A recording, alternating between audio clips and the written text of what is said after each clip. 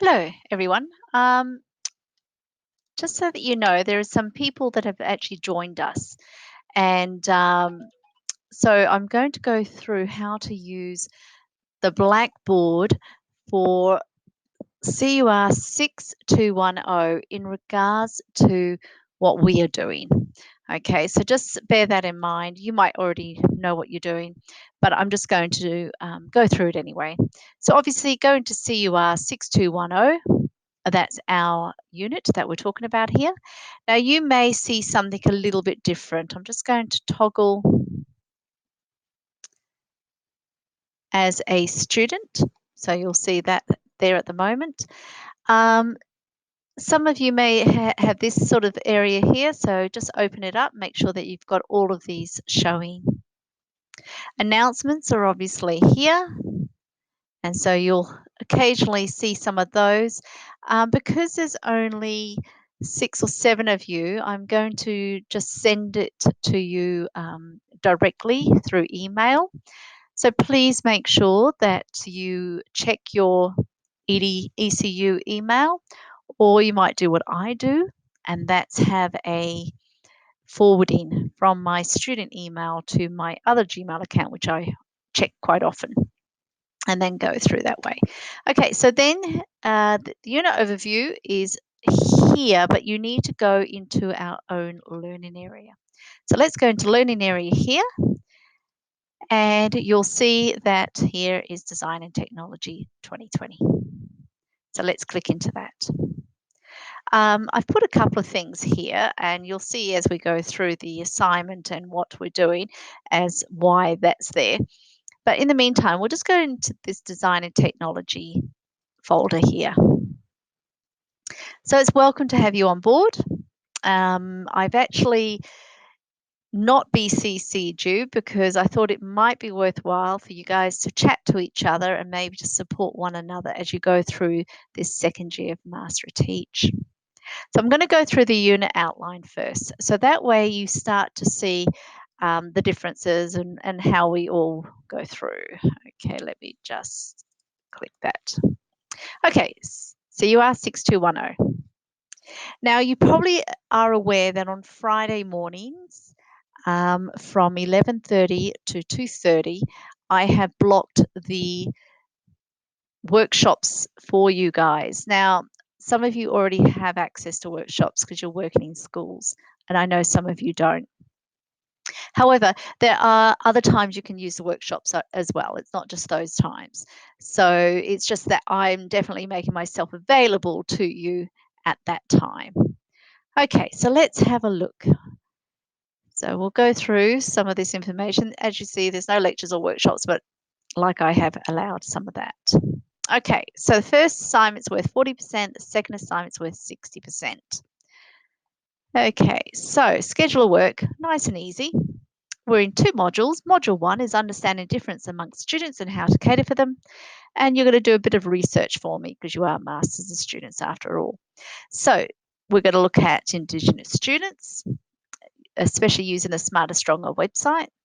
We're going to look at teaching students with learning disabilities, dyslexia, ADD, and ADHD. Now, the key thing here is to put your D&T lens on. Okay, so when we're talking about this sort of stuff, think about how it reflects with the design and technology. So that assignment is due on the 20th of March. So it's not that long to go. So hopefully you may have already started working on that. Module 2 is creating, devising, and responding to a design brief to achieve excellent standards. So here you're going to look at developing a design process, the aspects required in a senior D&T assessment, developing skills and addressing a brief, and developing production skills. And you can see that assignment is due on the 15th of May. So let's have a look at a bit more detail as to what they are. Okay, so assessment 1 is enter the Know Students and How They Learn folder, and then we're going to look at these sections. And I'll go through that in a moment. But you have to use at least 3 references in your report, but that's here I am actually talking about these 2. the reflective journal on students with learning disabilities and students with ADD and ADHD. Not so much the Smarter Stronger one, because that's more your information and your reflection. How it's going to be marked: topic 1, topic 2, 3, and referencing. We have moved into APA 7th edition. You can Google that at the Edith Cowan University's library website. And of course, academic writing. Okay, so the second assignment, the assessment meets the partial requirements of a Year 11 or 12 materials design and technology portfolio. If you wish to do a portfolio for design or engineering studies, that's fine, just let me know. You are required to create a portfolio for a product of your choice that meets the Year 11 or 12 curriculum, either ATAR or general. Some of you may be working in an ATAR field, some of you might not be. I'm leaving that up to you. Whichever you think you need to develop is the key thing. You need to choose a client other than yourself, please. Okay, whether you make it up or not, that's your choice, but you're designing for someone else. And of course, in Year 11 and 12, that's what we want the students to think about. Check with the marking key to ensure that the project has enough scope to cover the following aspects. I have marked so many design portfolios at ATAR level, and I feel sorry for the students because there's no way they can get A's because of the scope of the brief. So please rethink that, really think about a project that has scope so that students can really achieve those higher levels. Okay. Acknowledge all sources of information in text referencing or appropriately set out at the reference page at the end. So use a design process to complete the portfolio, which could include the following. And yes, I did grab some of this out of the ATAR information from the SCARSA website.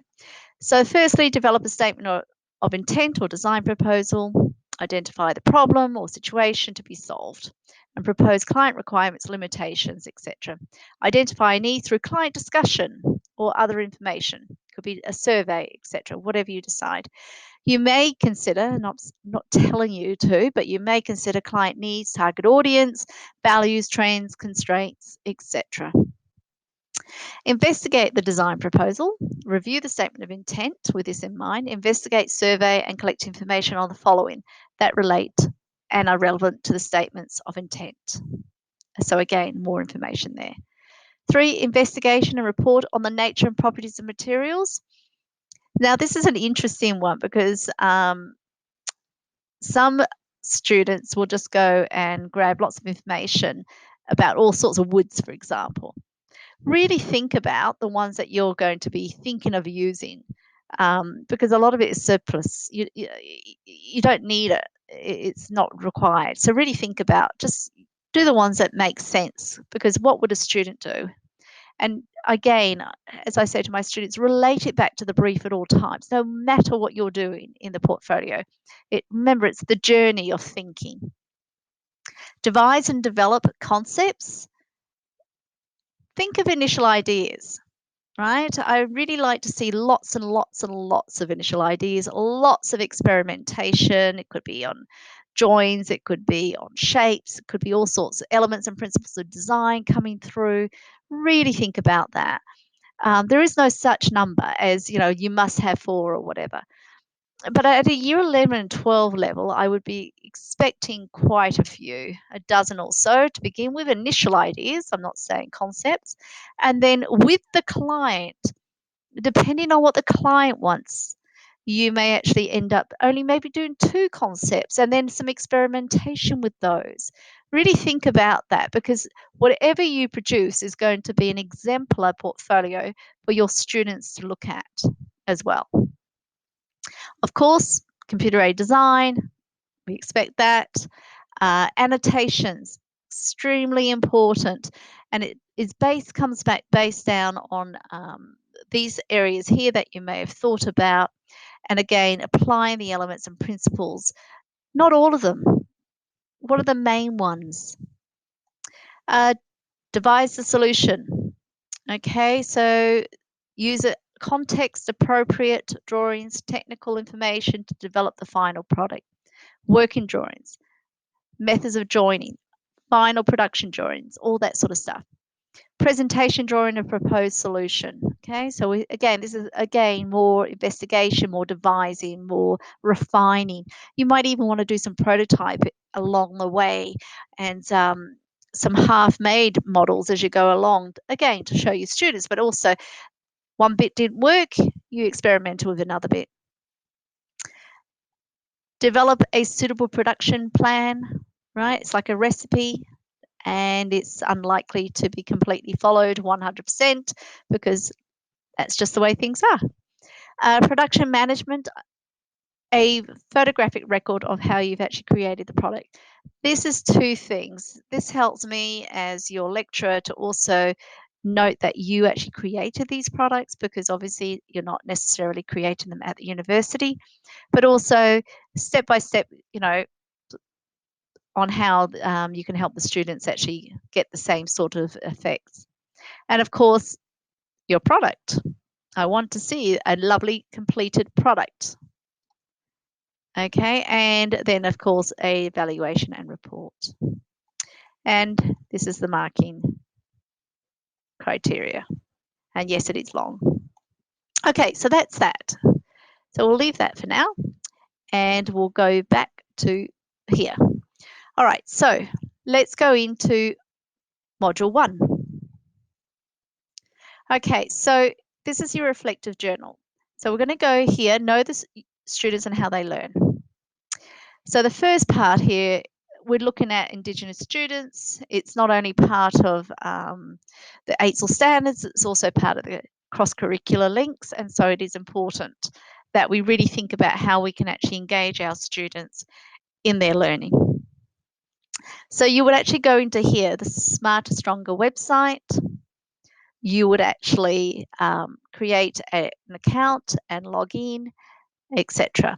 And then you would actually complete that. Now, I do know one of the students did do it, and it took about 1 to 2 hours in one go. I did it, but it didn't. I sort of did it whenever I had some spare 10, 15 minutes, but I didn't do it as part of an assessment. I did it as part of addressing those AITSL standards.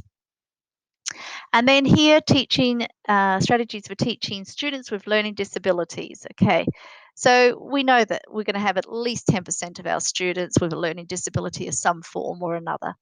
And so I've got a couple of links here. This is a book on dyslexic students. And I'll just log in so that you can see that. And it's at the library. So you can either quickly go and do that. So it was published in 2016, so it's not that old, which I think is quite good.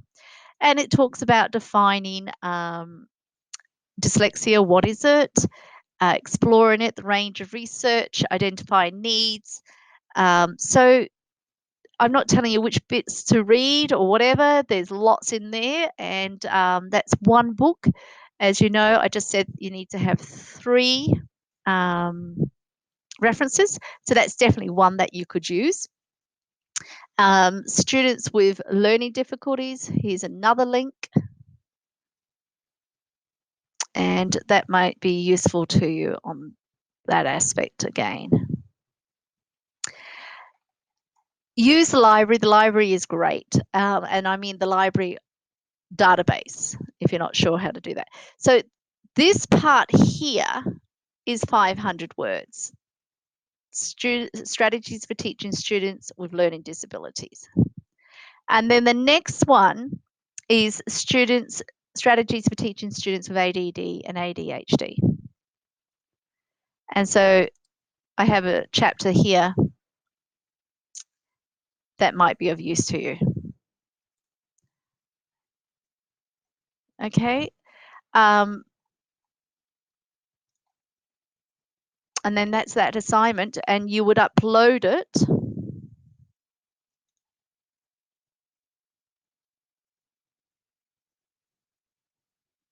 The unit overview here. So you go into here. Now I've done mine a little bit opposite. it says here assessment 2, 40%. You would put that in here, please, as a single document. Okay. What you can do if you're having difficulty with that, just let me know and we'll work through that. All right. So any questions, just let me know.